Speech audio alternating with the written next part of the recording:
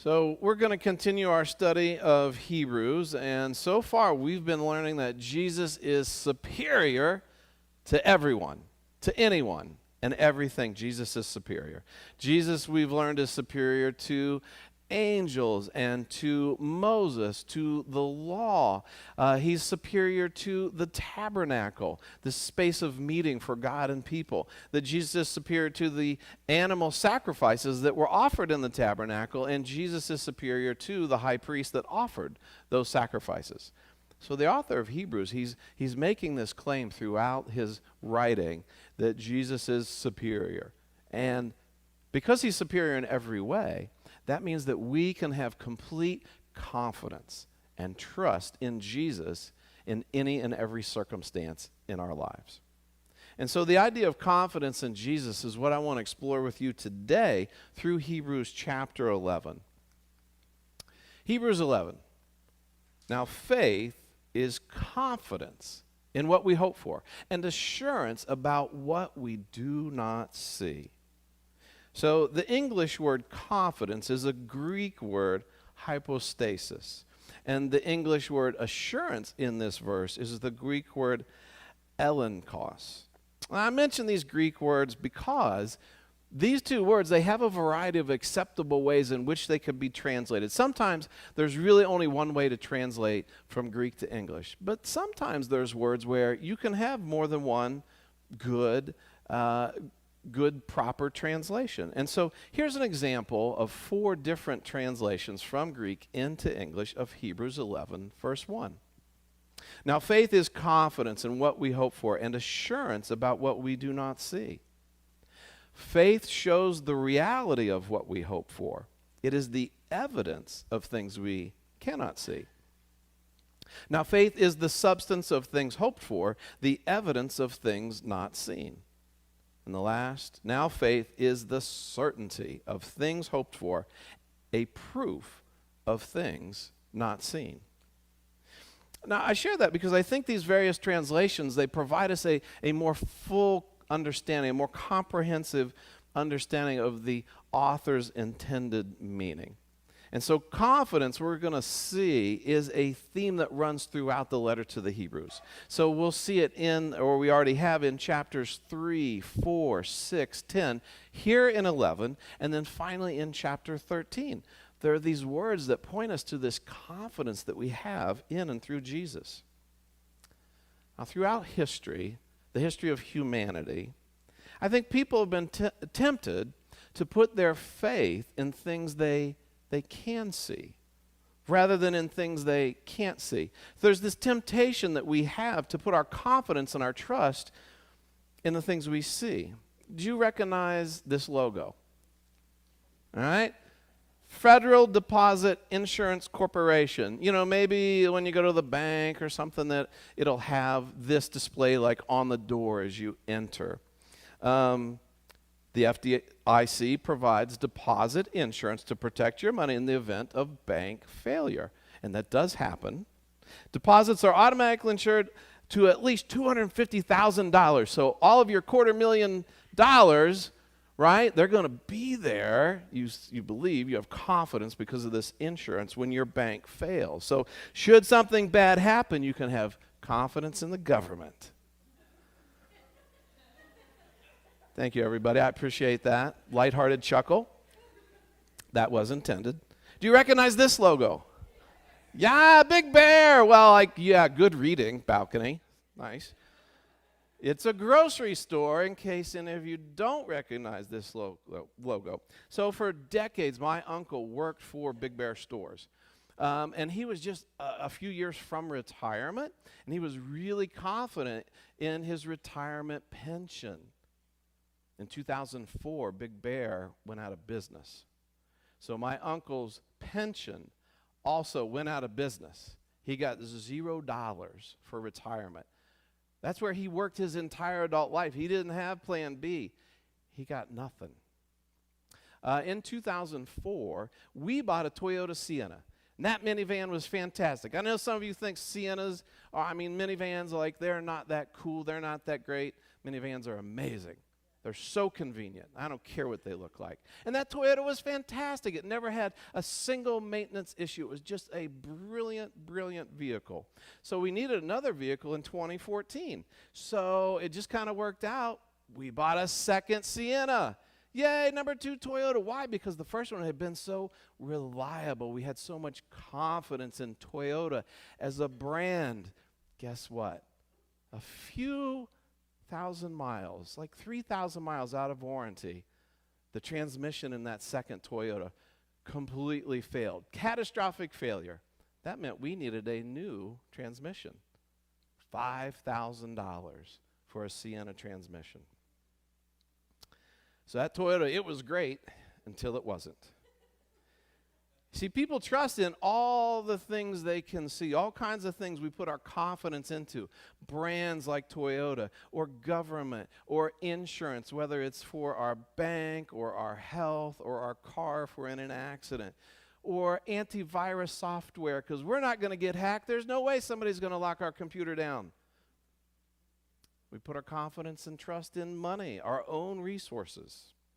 Did you know that the phrase, "In God we trust," was first placed on a U.S. coin in 1864? Then in 1955, President Eisenhower signed a law requiring "In God we trust" to appear on all U.S. paper money and coins. So that meant all of our money somewhere would say, "In God we trust." I find it a little crazy and definitely ironic that it was felt by leaders that we needed to tell people that it's in God we trust. So like the thinking would be, well, not money. Hey, y'all, it's not money, and it's not the government. It's in God we trust. And yet what happens? People still put their trust and their confidence in their wealth, in their money. It's not just money then, or other things we put our confidence in. I think people put their confidence in other people. And what I mean by that is like confidence in, say, like a doctor or a surgeon. We have confidence the doctor will give us the correct diagnosis, or the surgeon will perform admirably and not make a mistake and cut off the wrong limb. That's happened. We have confidence in relationships, like with a parent or a spouse. Confident that that person, because of who they are to us, because they've said they love us, that they will protect us. They'll provide for us. They'll never do anything to harm us. But I would say that too many of us know by experience that our deepest wounds and our greatest hurts have come from a parent or a spouse. So if we can't trust the government and we can't necessarily trust other people, then maybe there's still hope we could trust ourselves, right? I could trust myself. But I find that when we trust ourselves, it leads people to have this confidence in their own skills and ability. And then to this kind of thinking that, well, it's all on me. If I'm going to have a good outcome, if things are going to work out and go my way, it'll be my effort and my ingenuity. And so we become really self-reliant rather than God-reliant. And so confidence in what we can see, that is not what the author of Hebrews is pointing us to. Now, faith is confidence in what we hope for and assurance about what we do not see. This verse isn't really a definition of faith, but more a description of what faith does and how faith works. True biblical faith is confident obedience to God despite circumstances or consequences. Let me say that again. True biblical faith is confident obedience to God despite our circumstances or consequences. Now, faith is confidence in what we hope for and assurance of what we do not see. This is what the ancients were commended for. These were all commended for their faith, yet none of them received what had been promised. So these two phrases that kind of serve as bookends in chapter 11, they connect the chapter together. And it's that phrase, commended for. We see it both at the beginning and the end. And these bookends that kind of start and then close the chapter, I think they serve to point us to what sits between them, like what's in the middle. And what's in between these bookends is the main point of chapter 11. And the main point is this idea that God's people, that us, God's people, that we can be confidently faithful and obedient to God in all circumstances. So the writer of Hebrews, I think he's making it clear that faith can be very, very practical, despite what critics of Christian faith might say. See, faith enables us to understand what God does. Faith enables us to see what unbelievers cannot see. And as a result, faith enables God's people to do what unbelievers cannot do. So when people ridiculed the men and women of faith in the Old Testament, we know that God was with them. And God enabled them to succeed for his glory. Or, as Oswald Sanders has put it, faith enabled the believer to treat the future as the present and the invisible as the seen. And I think that's what the author of Hebrews is doing in chapter 11. And by recounting the confident, faithful obedience of God's people, we see that. So we see in chapter 11 both men and women making this list of faith. People like Enoch, Noah, Abraham, Joseph, Moses, Rahab, Samson, David, and then many others, some who are named and then some who remain unnamed. And so the author, he's giving us this who's who of people of faith, people who were confident and obedient in their faith to God. And I think he's presenting this who's who of faith to remind us that we also can treat the future as the present and the invisible as the seen. Long ago, they walked this ground, steady and sure by the faith they'd found. Voices raised, yet futures dim, trusting God's promises known only to him. They saw through time, beyond their days, God's plan unfolding in unknown ways. And though they lived and died not seeing, they clung to hope and resisted fleeing. Their faith still speaks, though they are gone, a guiding light that still shines on. What they began, we're called to bear, a shared inheritance to hold with care. Look at their lives, their steps, their deeds. We find the strength for our present need. Their faith in God can fuel our own. Their path of trust now makes ours known. In yesterday's stories, we catch the spark that lights our way when tomorrow is dark.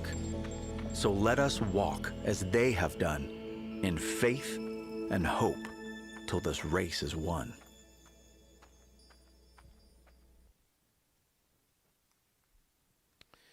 What more shall I say? I do not have time to tell about Gideon, Barak, Samson, Jephthah, and David and Samuel and the prophets, who through faith conquered kingdoms, administered justice, and gained what was promised, who shut the mouths of lions, quenched the fury of the flames, and escaped the edge of the sword, whose weakness was turned to strength, and who became powerful in battle and routed foreign armies. Women received back their dead, raised to life again. And so the people identified in this part of the list, they're named for us. There were some who were unnamed, but they all demonstrated this faithful obedience to God, and it resulted for them in this very good, positive outcome. Good for them and good for God's kingdom and his glory. But then we'll see that there's some other people in this list who demonstrate the exact same faithful obedience to God, and the result for them is what we would probably say is pretty bad, like pretty negative outcome. There were others who were tortured, refusing to be released so that they might gain an even better resurrection. Some faced jeers and flogging, and even chains and imprisonment. They were put to death by stoning. They were sawed in two. They were killed by the sword. They went about in sheepskins and goatskins, destitute, persecuted and mistreated. The world was not worthy of them. They wandered in deserts and mountains, living in caves and in holes in the ground. So this second group of people, they demonstrated the exact same faithful obedience to God. And what did they get for it? What did they get for their faithful obedience? They got persecuted. They got mistreated. They were beaten, imprisoned, and some were even killed. And so what we see is two very different outcomes with the exact same faithful obedience demonstrated. And so I want you to notice what the author is telling us about both these groups. They were all commended for their faith, yet none of them received what had been promised, since God had planned something better for us, so that only together with us would they be made perfect. So what I want you to notice is that all of them were commended for their faith. All of them. So one of the lessons from this passage is that we are commended for our faith when we remain faithfully obedient to God in all circumstances. True biblical faith is confident obedience to God despite circumstances or consequences. So this passage, it also teaches something I think is really difficult. And that is that obedience to God is not a guarantee of an easy life. You can do all the right things for God. You can be faithfully obedient to God and still experience hardship and suffering. Right? You can still have a bad outcome in this life even though you've done and do all the right things. And see, this teaching, it agrees with what Jesus said could or would happen to his followers. Jesus said, you'll be handed over to be persecuted and put to death. And you will be hated by all nations because of me.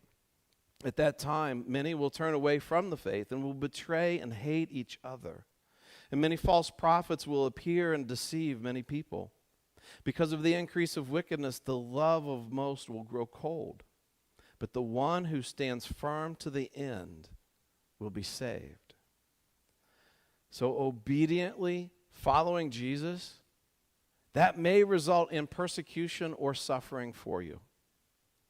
So I just want to say again, God has not promised that life would be easy breezy or without challenges or without suffering because we follow Jesus. See, God expects us to show the same faithful obedience to him despite our circumstances and despite the consequences we're facing. And so in light of that expectation from God, I want to encourage you to think of obedience as faith in action. And when someone has a confident faith in God, like those we read about in chapter 11, I think it becomes a little easier to be obedient to God. So I want to take a quick look at some of the people mentioned in Hebrews 11. So we know that Noah is mentioned. God told Noah, hey Noah, I want you to build a big boat, a really big boat in the middle of the desert. That makes sense, right? Build a boat, Noah, where there's no rain and you're not near any body of water. Well, that does not make sense. I was being sarcastic. Makes no sense. So despite God's request, making no sense, Noah, though, we know, was confidently obedient to God. And he put his faith in action. He built a gigantic boat. See, sometimes God will ask you to do things that don't make no sense. And even when it don't make no sense, God still expects you to be confidently obedient to him. Abraham is also mentioned in the list. God told Abraham that he would become the father of many nations, the father of many people. But God said this to him when he was really, really old, well beyond the age in which a man and his wife typically conceive and have babies. God told him he would do it through his wife, Sarah. And by faith, even Sarah, who was past childbearing age, was enabled to bear children because she considered him faithful who had made the promise. And so from this one man, and he as good as dead, that's how old he was, right? He was as good as dead, came descendants as numerous as the stars in the sky and as countless as the sand on the seashore. You see, sometimes God may ask you to believe the impossible. And even when your life feels impossible, God still expects you to be confidently faithful and obedient to Him. Well, consider the disappointment and suffering that we know Joseph experienced. He's in this list.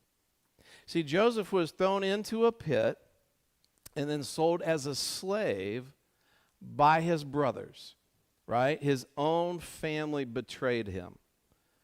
And then it gets worse for Joseph. While he's a slave in Egypt, he is then thrown in prison, falsely accused of something he did not do. Now he's sitting in prison. So you can say for Joseph that life didn't go to plan. I'm sure that was not what he expected. The morning he woke up and headed out to find his brothers, like, oh, they're going to throw me in a pit. They're going to sell me to slave traders. Eventually I'll be a slave and then thrown in prison. And all these terrible things will happen. Life didn't go to plan for Joseph. Despite the setbacks, despite the sufferings he experienced, Joseph continued to trust God. So much so that as Joseph looked back on his life and reviewed those terrible things he experienced, he did it through this lens of confident faith in God. And here's what he said to the brothers who wronged him, the brothers who sinned against him. Joseph said to his brothers, "Don't be afraid.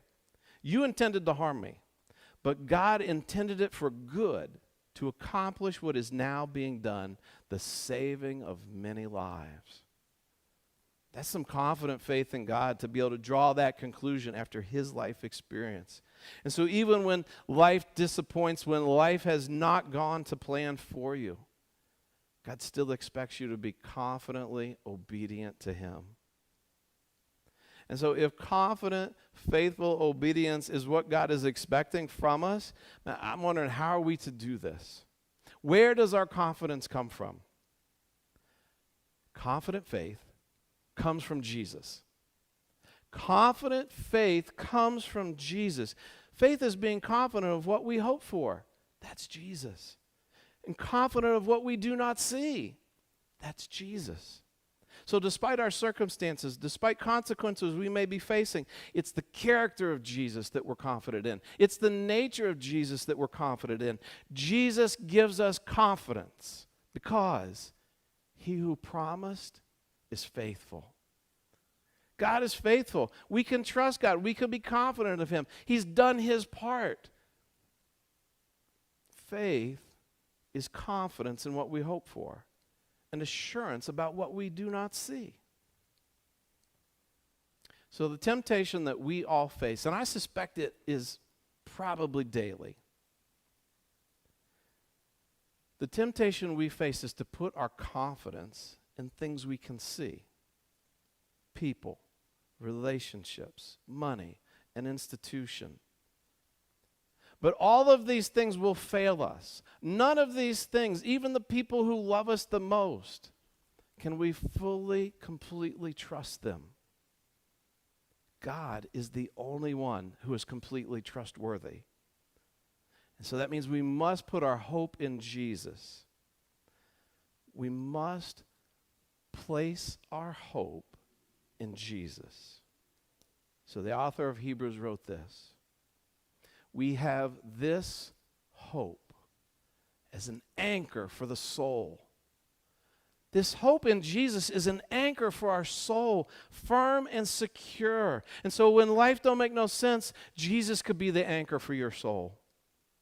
When life feels impossible, Jesus can be the anchor for your soul. And when your life is one setback after another, Jesus can be the anchor for your soul. Have you made Jesus the anchor for your soul? Doing so begins with a response to Jesus of faith, repentance, confession, and baptism. So if you've not yet responded to Jesus in these ways, what are you waiting for? Today could be your day of salvation. Faith is confidence in what we hope for, and the assurance about what we do not see.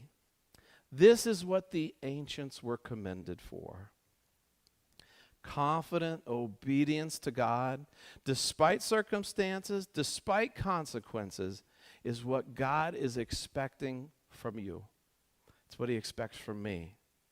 Confident obedience to God is what he expects of us, his people. So may you have confidence in Jesus. Not yourself, not another person, not the government. May you have confidence in the person of Jesus Christ. And out of that confidence from Jesus, may you put your faith in action.